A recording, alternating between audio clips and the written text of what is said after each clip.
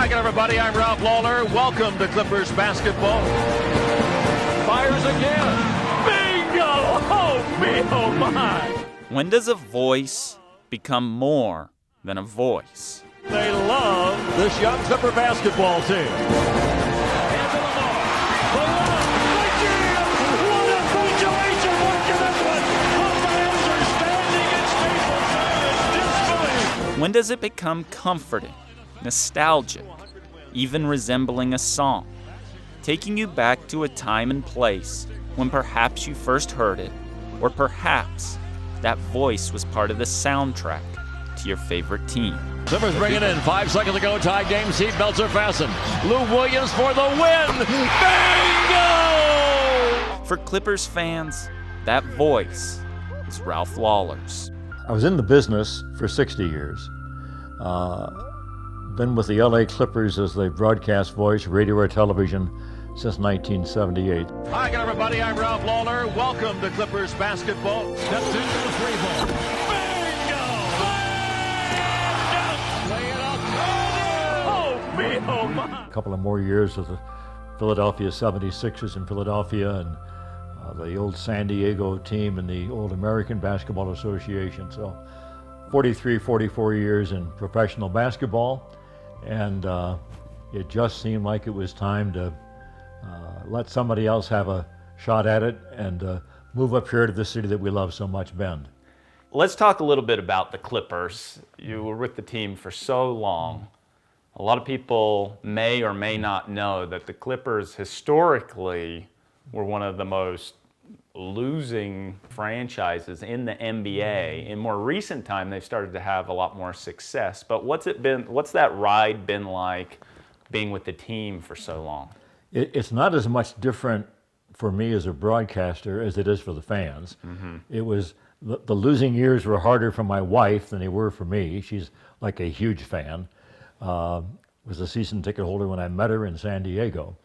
But I'm a broadcaster, and I like the craft. And in some ways, it was more challenging, more rewarding when the team was really bad. We had seasons we won 15 games and lost 67, won 12 games and lost 70, for crying out loud. We were often behind by 15 points in the first quarter. And you knew the game was over and you had no chance to win. But the job of the broadcaster then is to give the viewer, the listener, a reason to stick with you from start to finish. And so we might lose by 25, and I'd walk out thinking, man, we did a great job tonight. We were still being entertaining, informative, give them a reason to watch in the fourth quarter. And my wife would be, oh, that was awful. I said, oh, we had a good show. It was great. You know, it's much easier when the team is good. And went through the Lob City era that a lot of basketball fans are aware of, with Blake Griffin and DeAndre Jordan. The lob. The jam! Oh, what a monster jam by DeAndre Jordan! And Chris Paul, every night was exciting. All three guys were going to be all-stars. There were multiple chances to win MVP. You always felt you had a chance to compete for the championship.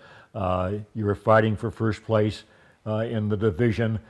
Just were natural built-in drama points. You didn't have to try to create or dig and find out. They were just right there. So you just kind of just sit back and watch the game and enjoy it. And I did that, but it wasn't as challenging in some ways, not as rewarding as those bad years.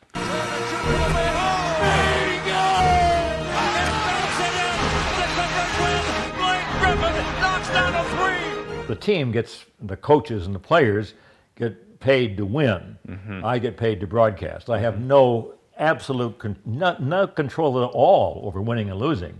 So I'm not going to invest too much into that. Mm-hmm. But I had quite a bit of control over how good the broadcasts were. And so that's where my focus was. Will turn, shoot a three for the win. Bounce, it goes! He got it! The Clippers win! It goes!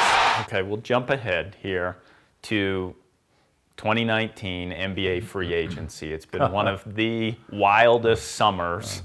Right out of the gates, rumors flying, and then it hits, and people are signing all over. But probably the biggest splash and move was left for last, and that's Kawhi Leonard and Paul George ending up with the Clippers. Can you tell us first about what your reaction was and how you heard the news, and then provide a little historical context for us as well? Well, I've just been as invested and involved in this offseason as I have any other offseason, though I'm no longer employed with the ball club. But it's just a habit of 40 years. I can't just turn it off and not wonder and not worry and not, because I care about the people at the ball club. I want Doc Rivers and Steve Ballmer to be successful. And so I'm watching this on the Friday that things are going to finally open up the floodgate. And the biggest fear was because there were no rumors. There was just nothing happening. Clippers are one of three teams that might get Kawhi Leonard, the Lakers and Toronto being the others. And as time went by hour, opened up at 3 o'clock, then 4 or 5, had dinner 6, 7, 8, 9, 10 o'clock at night. And so finally at 11 o'clock we're going to bed. I think I'm going to check my Twitter feed one more time. And I do, and I'm reading Paul George and Kawhi Leonard to the Clippers. Wait a minute. I start scrolling through and find out that it had happened, and nobody on earth, aside maybe from Paul George and Kawhi Leonard and the people in the Clippers front office and the Oklahoma City front office, had a clue this was happening. And I was overjoyed, and I could not sleep. I was awake till 3:30 in the morning with all this stuff dancing through my head, and thinking, holy smokes, talk about timing. This could have happened a year ago. It'd have been great, but it didn't. When I left the ball club, I said, I wish I were 10 years younger. I'm 81 now. If I were 10 years younger, I could see this club win multiple championships. So we were ready to walk away, and we have walked away, but it's still very much a part of the things that I think about. The Clippers are a part of my DNA. To put into a little historical perspective, as far as monumental achievements or things along the way for the Clippers, where do you see this kind of fitting? And they haven't even stepped on the court yet, but where does this kind of fit in Clippers history? Reminds me a little bit of a history that most people don't even remember. They likely weren't born yet. 1979, the Clippers completed their first year in San Diego after moving in from Buffalo, and had a surprisingly good season, won 43 games and lost 39 or something, but didn't quite make the playoffs. And that summer, Gene Shue was our head coach, and Gene and I would play racquetball every day. And one day, driving to the gym, he says, I think we're going to get Bill Walton. And I go, what? Bill had won a championship with the Trailblazers in 77, was league MVP in 78. He was a San Diegan, grew up in San Diego, went to high school there, and he longed to come home, and he was a free agent. The Clippers signed Bill, the first ever $1 million a year contract in the NBA was given to Bill Walton. He, to this day, lives in a home that he immediately bought in San Diego out by Balboa Park. And that was a huge, because he was what Michael Jordan or LeBron James were to the league. In 1970, he was the man. And we thought that was going to put San Diego on the map, and that the Clippers would be in San Diego forever, would win championships.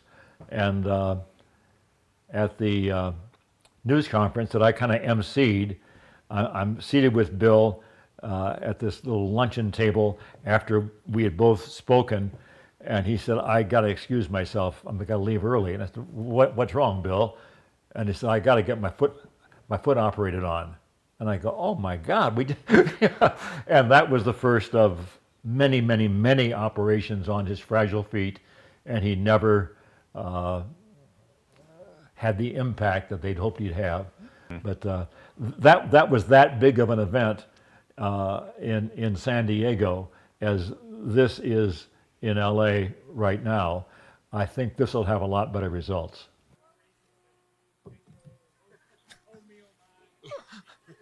Speaking of Walton, I have to ask you one question about Walton, because he came around full circle, became a broadcaster himself, and you guys ended up as broadcast partners for the Clippers.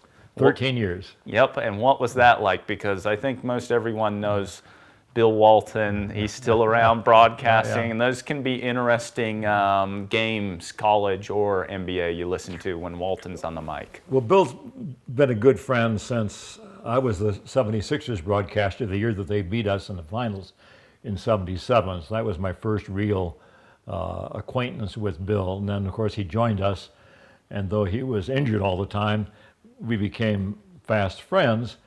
And then after he won the championship in '86, I think it was, with the Celtics, my wife and I are at the beach one day down at Pacific Beach, and we go to a 7-Eleven store to get a beer or something or other, and walk in, and there's Bill in line ahead of us. And I hadn't seen Bill for a year or two, and so we have this big reunion, and I said, "What are you doing?" He said, "I have no idea. So I got no place to go. I can't play ball anymore. I don't know what I'm going to do."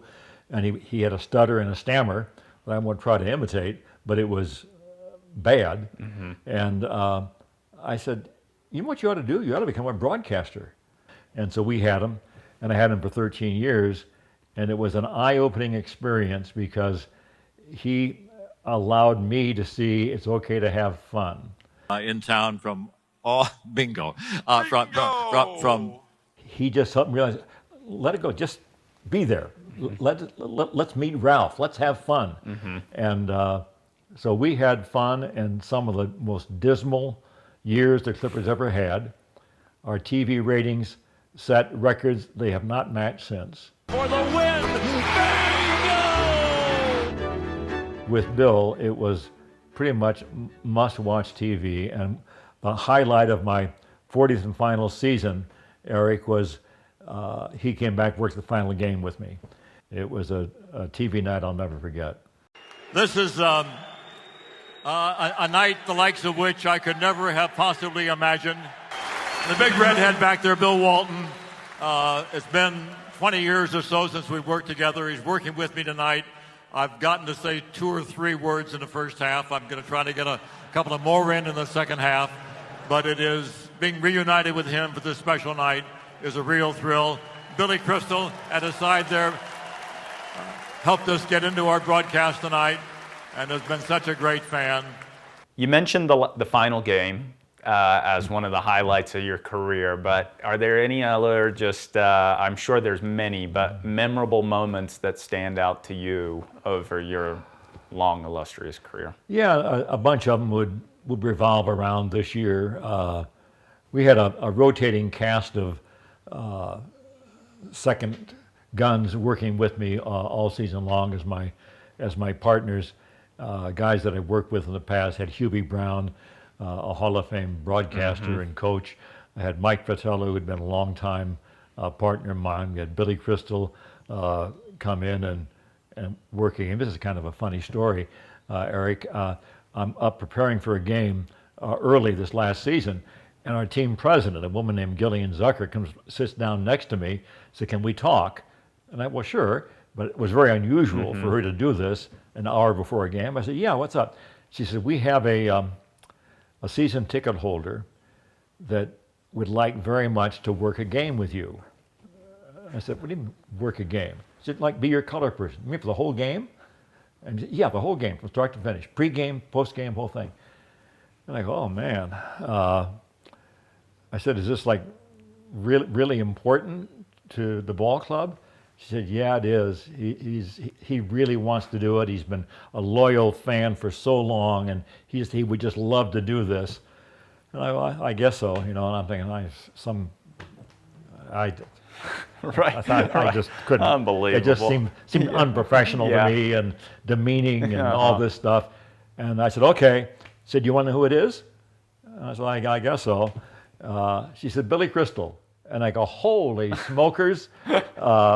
And the people at our why didn't you say something? Yes. Or she was playing me on. She played it perfectly.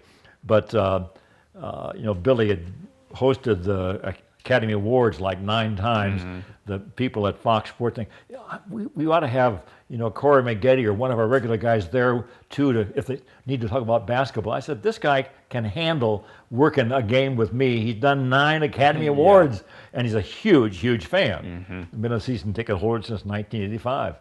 And he was an absolute delight. So that was positively a highlight, and we're so flattered that he really wanted to do that. Well, believe me, it was one of the thrills of my broadcast career, Billy, when I heard that you were willing to do this. I was so delighted. I've told the story to others. Well, Ralph, when I saw that you would announce that this was going to be your last season, I said he deserves a farewell tour as much as any player in the league. I don't think that the average sports fan or somebody not even a sports fan has a sense of appreciation of how great it is to be a part of professional sports.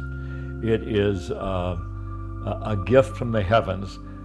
I got this job in 1978. It's the last job I want to have, and it basically was.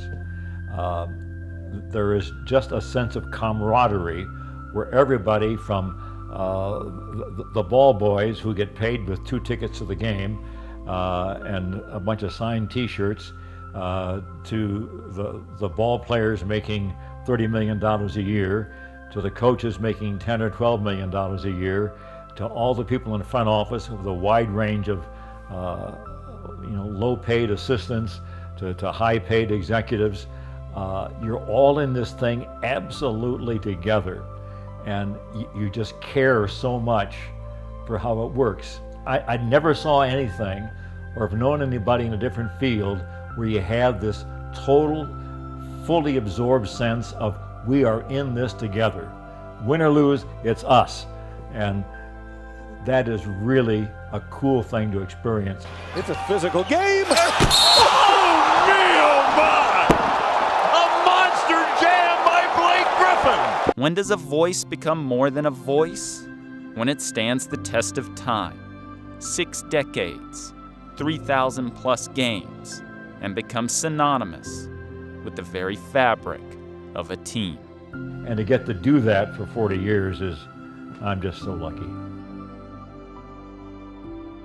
I only wish I were 10 years younger, because the next 10 years, this franchise is going to win not a championship, they're going to win championships. They can't miss.